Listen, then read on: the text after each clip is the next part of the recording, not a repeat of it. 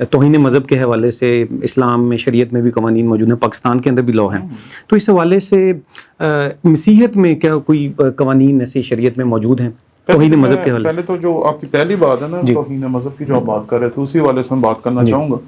دیکھیں جی, ہمیں تو کہا گیا بائبل میں کہ اعلیٰ حکومتوں کے تابع رہو, جو حکم ہے جو قانون ہے ہمیں اس کے تابع رہنا, اور ہم تابع ہیں.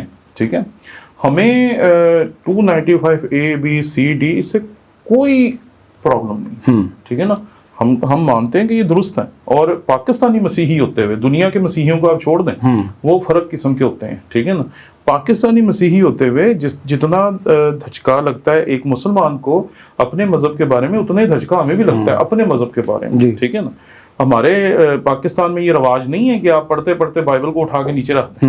ٹھیک ہے نا, لیکن اگر کوئی گورا رکھتا ہے تو ان کو دھچکا نہیں لگتا, لیکن ہم بھی اگر باہر کے ملک میں ہو تو ہمیں وہاں بیٹھ کے بھی دھچکا ہی لگتا ہے. ٹھیک ہے نا, ہم پکڑ کے اوپر رکھ دیتے ہیں کہ یار ان اتر آ دو. ٹھیک ہے, بات یہ ہے کہ ہمیں قانون پسند ہے, قانون اچھا ہے, قانون میں کوئی پرابلم نہیں ہے. ٹھیک ہے نا, دوسرا اس کا جو پہلو ہے وہ بہت خطرناک ہے. ایک تو یہ کہ وقت کے اوپر چیزوں کو کنٹرول نہیں کیا جاتا.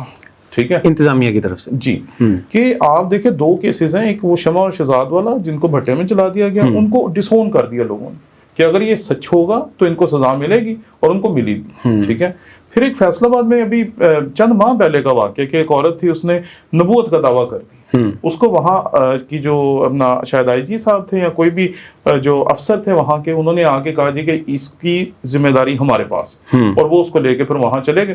اور اب اس کا جو فیصلہ کرنا انہوں نے قانون کے مطابق کرنا, یہ ہمیں اعتماد ہے اپنے ملک کے اداروں کے اوپر. تو قانون ٹھیک ہے, اس کی جو اپلیکیشن ہے وہ غلط ہے.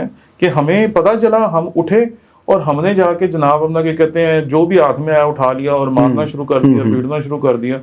اپنے طور پہ جو سزا دینے کا, آپ کو پتا ہوگا سیالکوٹ میں بڑا مشہور واقعہ جہاں 2 قاریوں کو انہوں نے باندھ دیا تھا کھمبوں کے ساتھ. جی, 2 لڑکے شاید قاری تھے یا حافظ قرآن تھے, تو ان کو انہوں نے پکڑ کے باندھ دیا تھا, اور بعد میں پتا چلا کہ وہ دراصل آپس کی لڑائی کی وجہ سے ان بیچاروں کو مار دیا. اس طرح کے بے شمار واقعہ جو ہمارے معاشرے میں ہوتے ہیں. کراچی میں انہوں نے 2 ڈاکوؤں کا, آپ کو تیل ڈال کے آگ لگا. مطلب ہر جگہ جہاں پر قانون کو ہاتھ میں لیا جاتا ہے وہاں زیادتی ہوتی ہے. اب یہ مذہبی معاملے میں جب ہوتا ہے تو ایگریشن زیادہ ہو جاتی ہے, جذباتی زیادہ ہو جاتی ہے. وہ لوگ بھی جذباتی ہو جاتے ہیں جنہوں نے شاید کبھی مکھی نہیں ماری, وہ بھی غصے میں آ جاتے ہیں. ٹھیک ہے نا, کیونکہ ہماری فطرت ہے. ہم نے اپنی, میری ماں جو تھی نا, جب اذان ہوتی تھی تو کوئی بھی نہیں دیکھ رہا, اپنے گھر میں بیٹھے ہوئے, اور اس نے جلدی سے دوپٹہ لینا.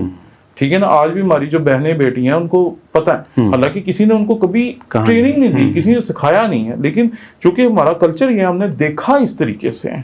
تو جو حدیں ایک عام خاتون اپنے مذہب کے لیے اپناتی ہیں, وہ حدود ہماری خواتین بغیر کسی مفتی سے پوچھے ہوئے کہ بھئی ہمیں یہ کرنا چاہیے کہ نہیں, وہ فالو کرتے ہیں, اور ہم بھی اسے فالو کرتے ہیں, کیونکہ ہم سمجھتے ہیں کہ ہماری اقدار جو ہے وہ درست ہیں. تو ہم اگر اقدار کو فالو کر رہے ہیں تو قانون کو فالو کرنے میں ہمیں کیا پرابلم ہے؟ صحیح. لیکن قانون کا اگر اطلاق صحیح ہو تو, ابھی آپ کو پتا ہے یہ ننکانے میں ایک واقعہ ہوا, ایک بندے کو انہوں نے پکڑا دیا, وہ تھانے میں لے گئے, وہ تھانے کے انہوں نے دروازے توڑ کے, جیل توڑ کے اسے اندر سے نکالا, اور جو کچھ اس کے ساتھ کیا وہ نیٹ کے اوپر پڑا ہو.